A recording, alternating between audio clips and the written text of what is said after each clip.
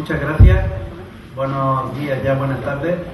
Quiero agradecer a la asociación que haya tenido a bien volver a invitarme a uno de los acontecimientos más importantes que hay dentro de lo que es el ámbito social y científico de la podología en España, como es el Seminario Internacional de Podología que hay de cirugía podológica, que todos los años realizamos en torno a estas fechas. Algunas veces nos hemos ido a Salamanca, este año tuve la suerte de hacerlo aquí en Madrid, y yo vengo a hablaros un poco de los aspectos quirúrgicos del tratamiento de las úlceras en los pacientes diabéticos, siguiendo un algoritmo que es el algoritmo TIME, algoritmo TIME, que no significa time de tiempo, sí, de tiempo cronológico, sino que es el acrónimo de unas siglas que ahora después veremos.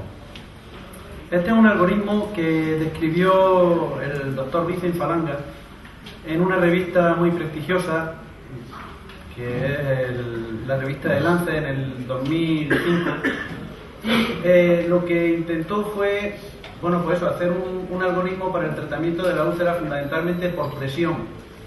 Y yo me he permitido tomar la licencia de hacer una adaptación de este algoritmo para el tratamiento de la úlcera en pie diabético, fundamentalmente de la úlcera neuropática.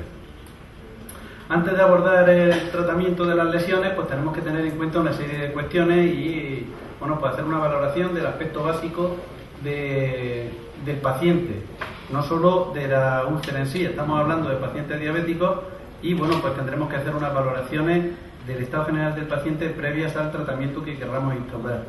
Por este motivo vamos a pensar en que nosotros, y desde aquí vuelvo otra vez a solicitar que se nos tenga en cuenta en lo que serían los equipos multidisciplinares. Después veremos una serie de casos. En uno de ellos se han tratado a pacientes por unidades de aparato locomotor, allí en mi tierra, donde no estaba la figura del podólogo, y veremos los resultados que hemos obtenido pienso en parte no haber hecho un buen estudio biomecánico. Al margen de que debemos de estar en los equipos multidisciplinares y todas estas cosas, también la atención que yo desde aquí intento inculcaros a los pacientes, a vosotros, para vuestros pacientes, es que a la hora de abordar la úlcera tengamos en cuenta una serie de consideraciones inmediatas, realizar un diagnóstico preliminar y diferencial de la úlcera y realizar el manejo local de la herida. Las consideraciones inmediatas sería valorar que haya una buena perfusión y oxigenación del área de la herida, que haya un buen diagnóstico diferencial de la herida. No se van a tratar igual las heridas en los pacientes diabéticos dependiendo de la diferencia de componentes que tengan. Por ejemplo, una herida isquémica no la vamos a tratar igual que una neuropática, o no vamos a tratar igual una herida neuropática que una herida neuropática infectada. Vamos por eso a valorar la importancia de la infección, si aparece infección, si aparece acceso, las formas clínicas en las que se puede manifestar la infección dependiendo del grado de afectación. Vamos a hacer una clasificación de infecciones leves, moderadas o severas, y vamos a hacer una valoración sobre la necesidad de realizar un depredamiento quirúrgico o cortante. ¿Por qué hay que hacer esta valoración? Porque hay veces que tenemos que hacer un depredamiento de la úlcera bastante extensivo y no lo vamos a poder realizar directamente en nuestro gabinete. Vamos a tener que recurrir a un quirófano o a un área quirúrgica donde al menos como mínimo contemos con una sala que guarde las mayores medidas de asepsia posible.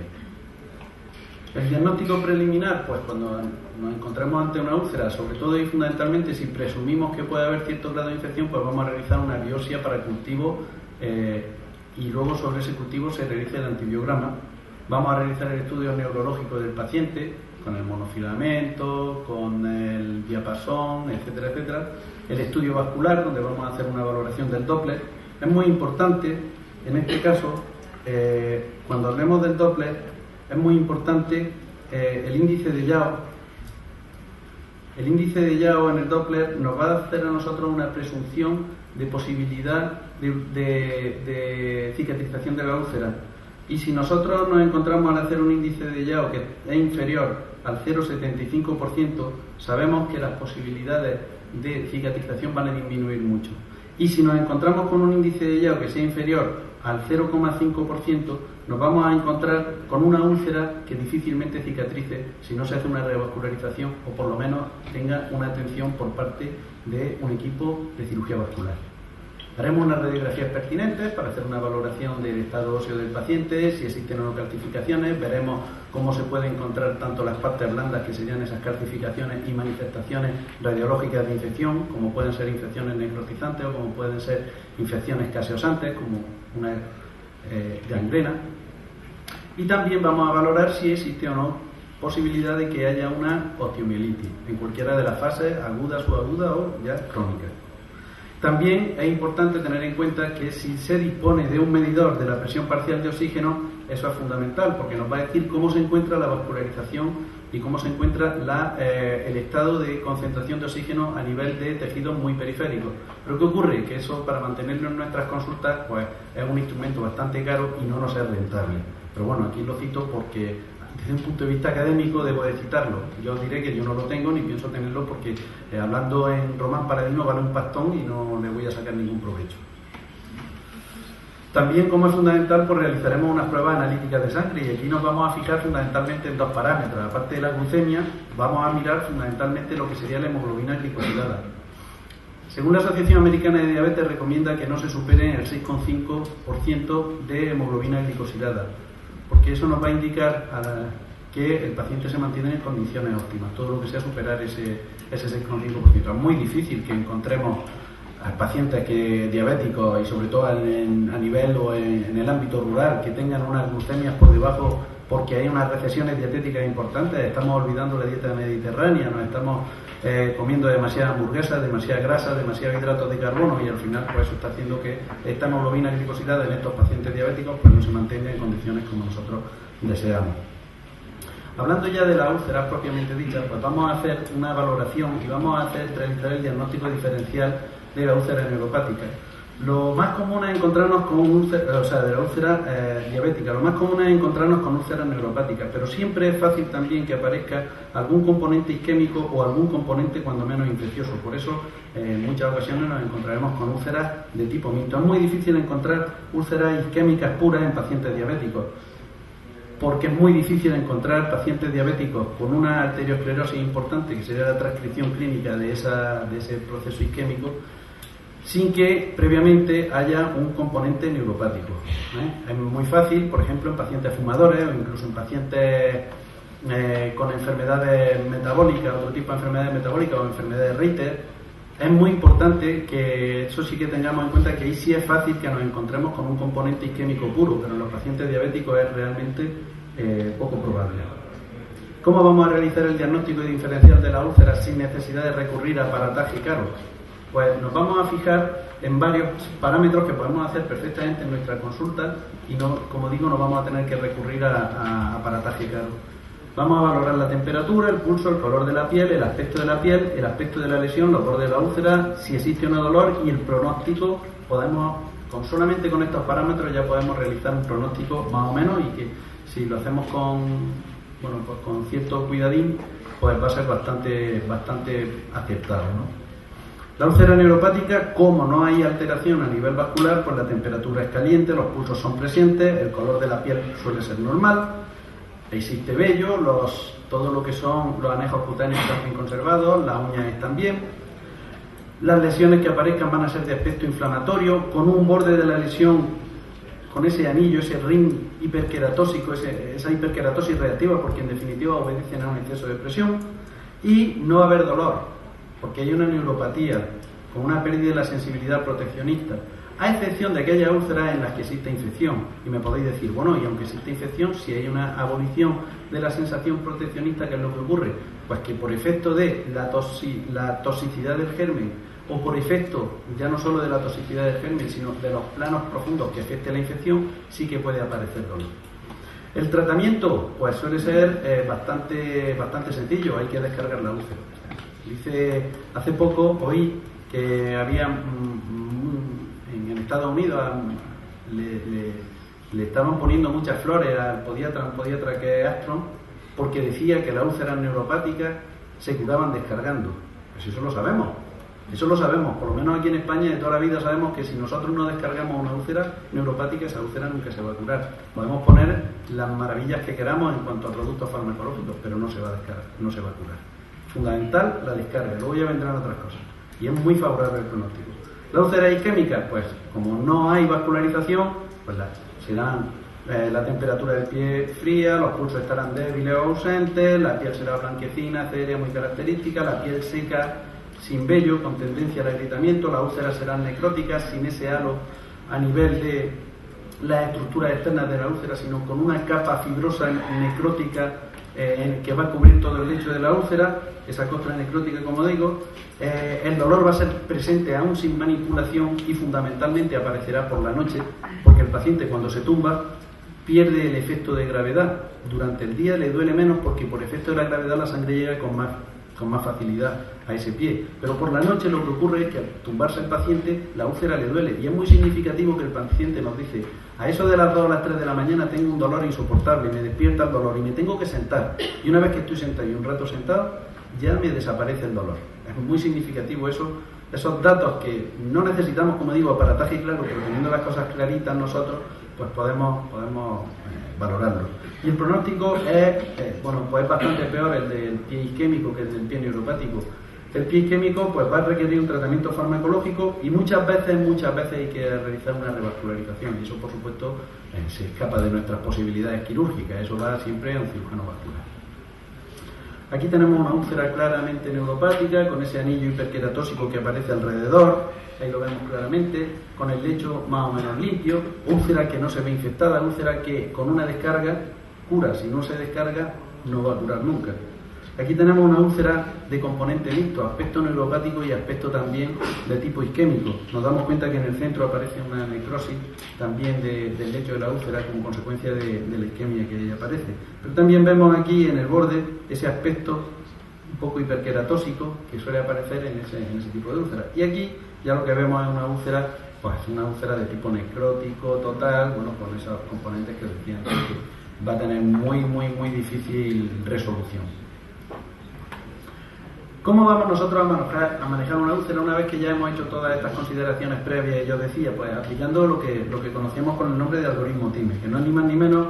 Vamos a hacer un manejo de los tejidos, vamos a valorar la posibilidad de que exista o no exista infección, vamos a controlar el exudado, el musturín, el exudado que aparezca, el grado de humedad, y habrá úlceras que estén secas y tendremos que dar humedad, pero habrá úlceras que produzcan mucha humedad y lo que tendremos es que resecar. Es decir, eso se llama, en eso básicamente consiste la gestión y el control del exudado. Y luego que son los bordes que, sobre todo en las úlceras neuropáticas, pues tendremos que tener mucho cuidado, porque en esos bordes donde nosotros vamos a valorar si la descarga está bien o no está bien hecha. Si responde bien a la descarga no aparecerá hiperqueratosis periulcerosa. Si aparece hiperqueratosis ulcerosa es porque la descarga no está bien hecha.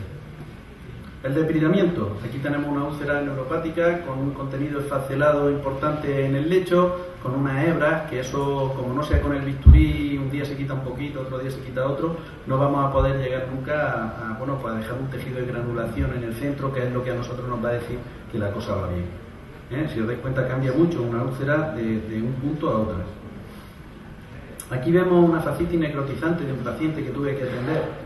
Y si os dais cuenta, pues yo mandé el paciente al hospital porque el paciente me llama un día, me dice que tiene un dolor muy grande en la pierna, un sábado voy a verlo a su casa y veo que tiene el pie completamente inflamado y que hay que mandarlo al hospital, porque tiene una celulitis ascendente, hay una linfangitis, en fin, este paciente tiene que valorarlo en el hospital. Pues a los 30 días o por ahí me viene del hospital y me dicen que dice el cirujano que ya, pues que te eche un vistazo.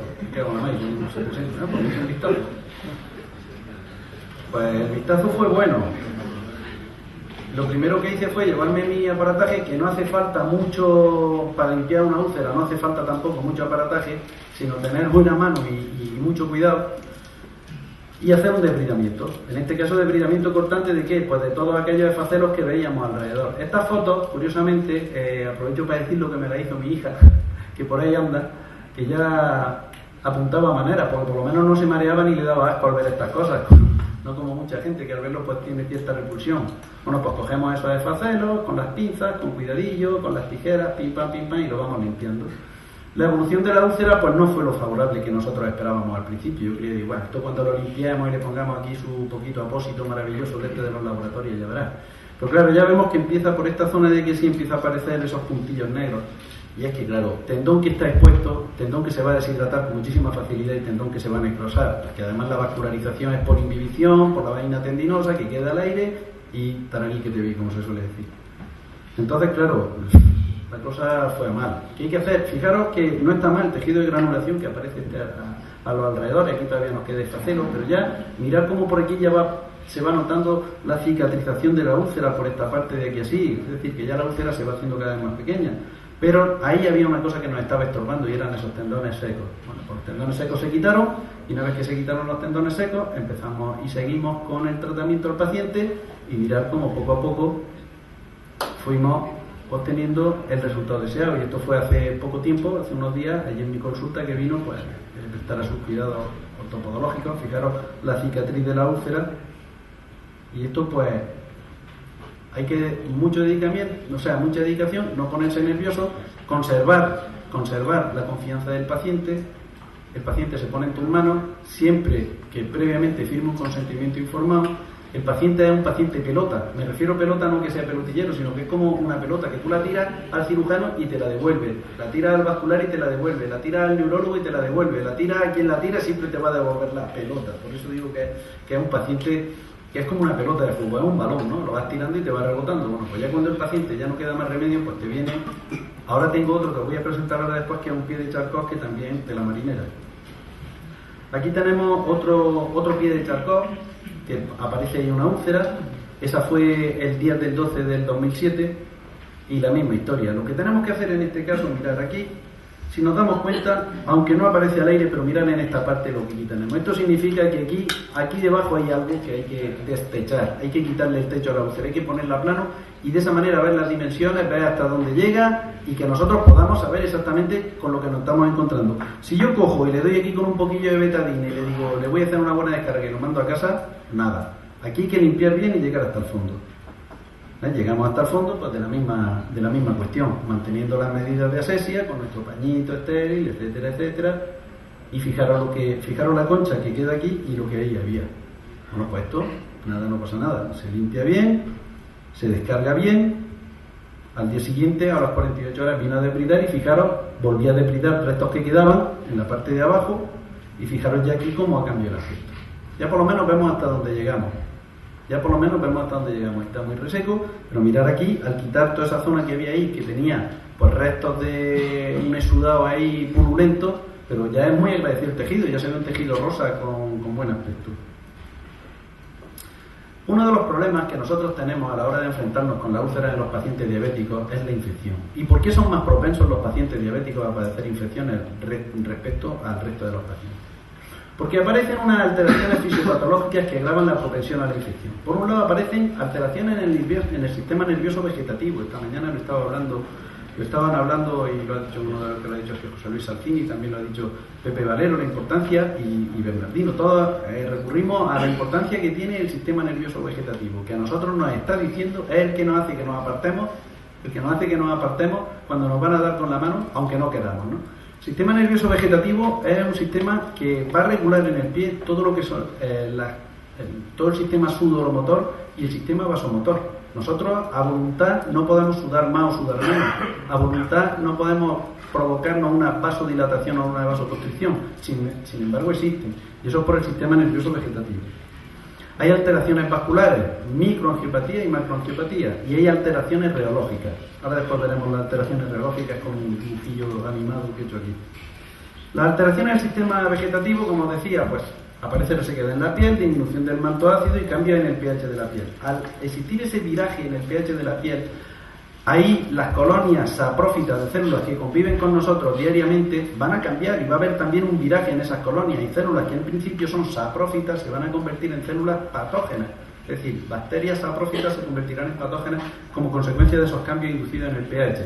Y también, bueno, pues va a aparecer un edema neuropático como consecuencia de las alteraciones que aparecen a nivel vasomotor, todo ello regulado por el sistema nervioso simpático. Las alteraciones vasculares, la macrocirculación, afecta a arterias de más de 3 milímetros de calibre, transcripción clínica de la arteriosclerosis, y suele ser una enfermedad oclusiva. Frente a las alteraciones de la microcirculación, que son vasos más pequeños, donde no es una enfermedad oclusiva, pero sí que se va a endurecer la capa íntima de los vasos, con lo cual el paso de macrófagos y de otras sustancias de dentro de la célula afuera, cuando hay una invasión, va a ser mucho más difícil, con lo cual va a seguir siendo mucho más propenso a la infección de arteriola y capilares en este caso. Bueno, pues aquí vemos qué es lo que ocurre cuando llega un microbio. Cuando llega un microbio, por el sistema de quimiotaxis aparece un neutrófilo. Ese sistema de quimiotaxis. Y el neutrófilo empieza a enviar una serie de citoquinas o complementos que son los que van a romper la cápsula del microbio. El microbio no se puede fagocitar porque esa cápsula impide que se fagocite. Primero hay que romper la cápsula. Oligocálix. Mañana, cuando hablemos de biofilm, aquí entraremos un poquillo más a fondo. Una vez ya que se ha roto la cápsula, con el complemento dentro aparece el macrófago, y ahora sí es el momento de que se produzca la fagocitosis. Y el macrófago se come a la bacteria y equipa y después gloria. Bueno, pues todo esto, cuando hay una alteración reológica, que es una alteración en la viscosidad de la sangre, todo esto también aparece alterado. Todo esto aparece alterado. Y sobre todo hay determinados tipos de gérmenes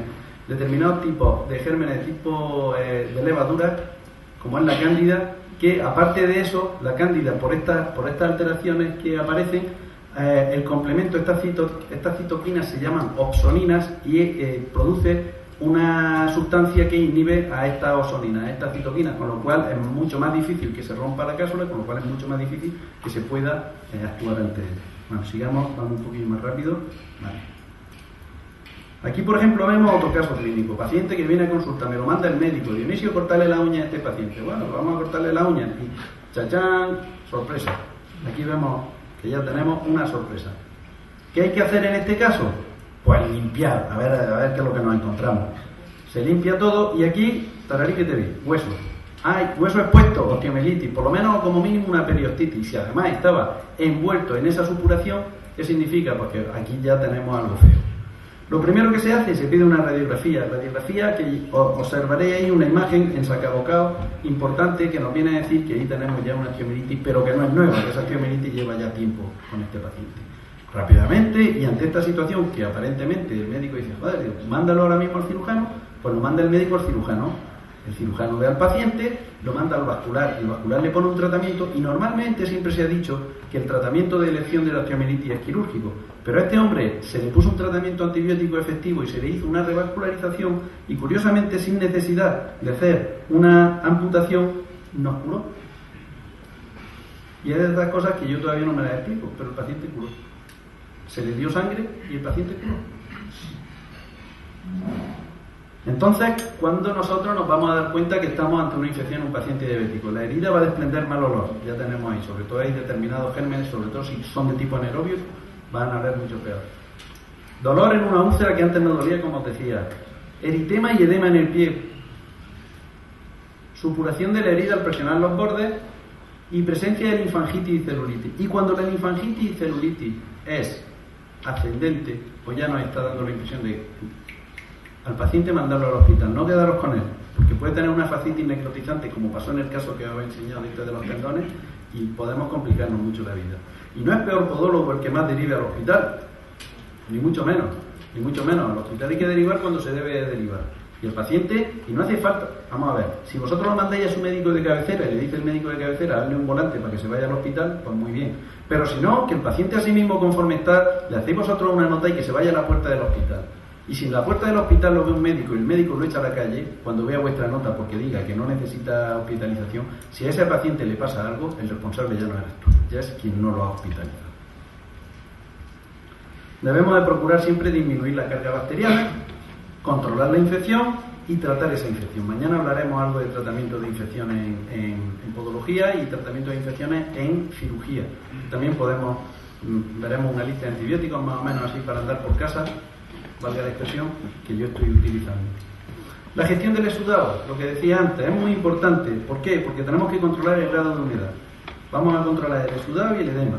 Hay determinados tipos de parches, apósitos, vamos a hablar un poco más fino, la gente le llama parches, que son apósitos, que son de hidrofibra, apósitos de arginato, apósitos de hidrofibra, hidrocoloides, que lo que te están haciendo es, te están gestionando el grado de humedad. Hay veces que nosotros lo que pretendemos es aportar humedad, entonces lo que vamos a utilizar es un hidrogel. Un hidrogel es celulosa con agua en forma de un gel de pomada. Pues se le va a poner, esa celulosa va a mantener ahí ese agua y ese agua la va a absorber la herida y se va a ocasionar determinada humedad, que es lo que nos interesa. Por otra parte, si lo que nosotros tenemos es demasiada humedad, lo que vamos a aplicar es una fibra, una hidrofibra, que esa fibra lo que va a hacer va a ser absorber. Las fibras que más absorben son las derivadas de unas algas que se llaman, y nosotros conocemos con el nombre de alginatos. Pues esos alginatos son las que nos van a restar mucho líquido que existe en esa úlcera. Yo tenía un profesor que decía que cuando algo sangra o algo emana algún tipo de líquido es que está llorando. Entonces decía, cuando hay un hemartro o cuando hay un hidrartro en una rodilla, es que la rodilla llora porque hay algo mal, entonces se queja. Y la forma de producir líquido. Bueno, pues a una úlcera prácticamente nos pasa lo mismo. Pero ahora, peor es aquel paciente que está muy fastidiado y no llora, es porque está mucho peor, que son las úlceras de tipo isquémico. Las úlceras isquémicas son muy resecas y esa úlcera lo que tenemos es que nosotros aportar cierto grado de humedad. Bueno, entonces nosotros, bueno, pues vamos a limpiar la lesión, con estos productos nos van a ayudar, estos productos hidrocoloides, hidrofibra, etcétera, nos van a ayudar a la limpieza de la lesión, nos van a ayudar a que se desaparezca el tejido necrótico, a que se estimule la formación de tejido de granulación, a que epitelicen y vamos a evitar recidivas. ¿Qué productos tenemos? Pues hay muchas películas de poliuretano, espumas poliméricas, hidrogeles, como decía antes, hidrogeles, hidrofibra, hidrocoloides, alginatos, film de silicona, y pongo aquí unos puntos suspensivos porque raro es el día que no aparece un nuevo producto de estas características. Y claro, esto además son unos productos que son muy caros, se está investigando mucho porque no solo para el pie diabético, sino imaginaros la cantidad de miles de millones de euros que están moviendo las úlceras por presión. Y nosotros con las úlceras del pie diabético vamos un poco de la mano de las úlceras por presión. Vamos ya a terminar hablando de los bordes de la herida. Cuidado de los bordes de la herida. Por un lado tenemos que intentar que se maceren. ¿Y se maceran cuando? Cuando hay mucho líquido. Y cuando hay mucho líquido se maceran por el exceso de humedad. Entonces también tenemos que tener mucho cuidado con las pomadas que estemos utilizando, que vosotros sabéis que las pomadas generalmente lo que van a hacer va a ser humedecer más la herida. Y por otro lado vamos a gestionar el exudado intentando evitar ese exceso de líquido que os decía antes. Y por otro lado, los bordes, vamos a descargar la lesión y su entorno repartiendo la carga que se origina por el soporte de peso en esa zona. Y entonces, ¿qué pretendemos con la descarga? Cuando yo voy a descargar una herida o una úlcera, ¿qué es lo que yo pretendo? Pues yo por un lado pretendo proteger, claro que sí. Yo voy a descargar y yo voy a proteger que no haya presión en esa zona, o voy a proteger que no entren gérmenes, voy a poner también ahí un apósito para mantener completamente estéril la zona. ¿Qué voy a pretender también? Almohadillar. ¿Qué voy a pretender también y fundamentalmente? Descargar. Y descargar es offload, es decir, fuera peso. Vamos a quitar el peso. Las descargas las podemos hacer provisionales o definitivas. Si son definitivas, recurriremos a la ortesis. Y ahora vamos a ver aquí una serie, por ejemplo, este es un callo interdigital, todas estas cosas diréis, esto estoy harto de verlo, claro, y yo también, pero es conveniente que lo hablemos. Fijaros ahí, un eloma interdigital, pues le ponemos un poquito de foam, descargamos, la úlcera que hemos visto antes, con un buen tratamiento, pues como va mejorando, se descarga y se almohadilla con goma espuma. Una úlcera neuropática plantar, ya está, bueno, esta ya iba bastante mejor, pues se utiliza un fieltro que se cubre, y ahí se puede poner un zapato quirúrgico para evitar que haga ese movimiento, como muy bien ha dicho antes Bernardino. Mi amigo Bernardino antes ha dicho que el zapato quirúrgico te va a permitir andar, pero lo que va a evitar es precisamente que haga el efecto Windlass, es decir, no va a poder hacer la dorsiflexión de la metatarsofalángicas, con lo cual va a mantenerse esa articulación en un determinado reposo. Aquí tenemos otra úlcera exactamente igual, pues también vamos a hacer lo mismo. Esta es sobre un apósito secundario porque el paciente no aceptaba bien su piel, no él, sino su piel era un poco sensible al pegamento que utiliza los fieltros, y entonces eso lo ponemos por encima del apósito, siempre intentando no hacerlo, para evitar el edema en ventana, no hacerlo en redondo, sino dejando a los laterales, como podéis ver en esta parte de aquí así, y como también se puede precisar en esta zona, pues cierta abertura, al objeto de que no se forme ese edema de ventana. Se cubre y su zapato quirúrgico. En un juanete, pues bueno, más o menos igual. Y luego ya, una vez que se ha curado, pues ya utilizamos la ortesis de silicona y hacemos una descarga definitiva. En este caso utilizamos una silicona líquida, que también yo aprendí a hacer silicona líquida viendo a José Luis Salcini, que maneja la silicona bastante bien desde mi punto de vista, y yo pues vi más o menos, pues siguiendo los parámetros. Una de las cosas que hay que tener muy en cuenta y mucho cuidado es en esta zona de aquí así producir entre la zona interdigital o dorso lateral un corte por si el dedo tiene una inflamación a lo largo del día, que es normal porque no se quede completamente oprimido, que no pueda producir una presión grande. Aquí vemos, en este caso, para prevenir el que aparezca, pues se puede utilizar otro tipo de silicona, que haciendo una sonda que va muy bien. Se pueden hacer soportes parlantares personalizados, como lo se puede coger y hacer en un molde de escayola. Esa es mi compañera y amiga Carmen Morilla, y por el otro lado pues soy yo haciendo una adaptación en directo. Esto es con el molde en una úlcera, que fijaros, de aquí a aquí pasaron 4 meses, pero la úlcera está completamente solucionada también en un talón. Caso clínico curioso, este era un paciente que viene a consulta y viene con esa úlcera. Le digo, bueno, pues va a tu médico y tal, te hace una radiografía, y el médico, cuando lo vio, lo mandó directamente a lo que yo decía, una unidad de aparato locomotor muy llena de marketing y muy rimbombante y muy políticamente correcta, pero que no tiene podólogo. Entonces allí lo vieron y lo que hicieron fue una osteotomía por mínima incisión a nivel de la cabeza del segundo metatarsiano, y lo mandaron al hombre a casa, ande usted.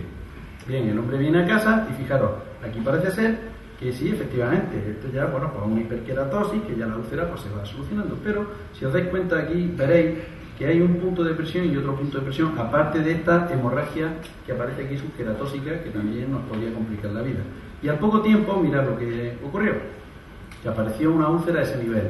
El paciente vuelve a consulta y digo, pues ahora que lo vuelvan a mandar a la unidad de aparato motor, llega a la unidad de aparato locomotor y le dice el médico, sí, esa es otra úlcera que no tiene nada que ver, yo le cerré su úlcera, ¿no? Pues ahora esta es otra úlcera que no tiene nada que ver, es que los diabéticos tienen ese problema, claro, es que no tuvo en cuenta que después de hacer una cirugía lo que hay que hacer es poner una descarga, intentar evitar esa transferencia de cargas, que ni más ni menos es lo que aquí ocurre.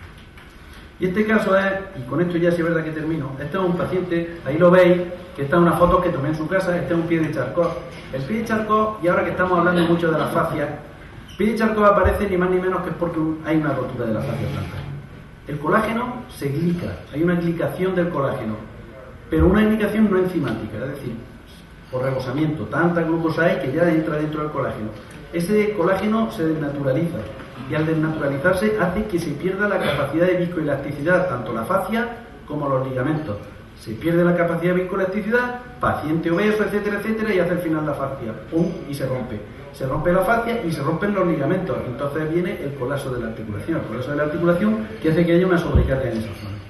Aparece la sobrecarga y yo ahí tan bonito, con mi traje de urgencia, allí curándole al hombre en su casa como podía, porque hay veces que te las veis y te las deseas, sobre todo en el medio donde yo trabajo. Bueno, pues al día siguiente, fijaros el cambio que hubo, ya por lo menos, pues como mínimo, y perdón por la expresión, le quité la mierda. Quiero decir, lo que había alrededor no era nada más que fibrosis, sangre seca y todas estas cosas, por lo menos lo limpié, y no es poco. Y ya la úlcera pues cambia su aspecto, le quité su anillo que era tóxico, etcétera, etcétera.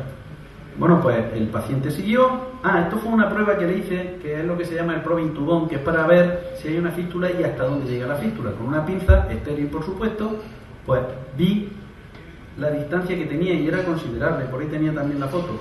Apliqué un arginato con plata por dentro, le hice su descarga y le dije, no me gusta mucho, vente al centro de salud porque te voy a poner una escayola. Entonces vi también una radiografía, ahí se ve toda la zona, esa que es una articulación muy importante, muy importante, Don Luke, ¿a que sí?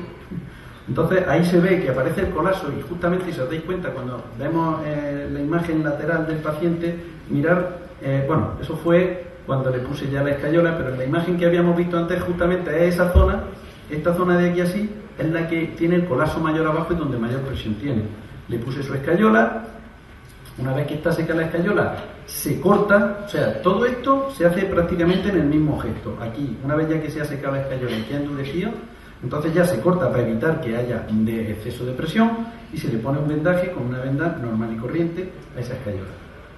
Esto se puede hacer con unas botas extraordinarias que hay por ahí, que se llaman las Can Walker, y vamos a tener el mismo efecto, pero a las Cancor que se le puede poner una descarga, se pueden utilizar después de la úlcera y de esta manera te van a descargar también así.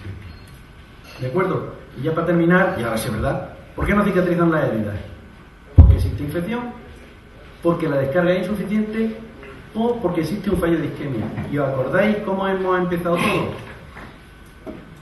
El origen de lo nuestro, que ha sido la infección, tratamiento de la infección, la descarga y tratamiento de la alteración vascular que tenga. Es decir, vamos a ser originales y, como decía Gaudí, vamos a volver a los orígenes y vamos a hacer esa valoración. Y ya también otra de las cosas que decía Leonardo da Vinci es que son vanas y están plagadas de errores en las ciencias que no han nacido del experimento, madre de toda certidumbre. Hay que ver muchos pacientes, hay que estar al lado de muchos pacientes.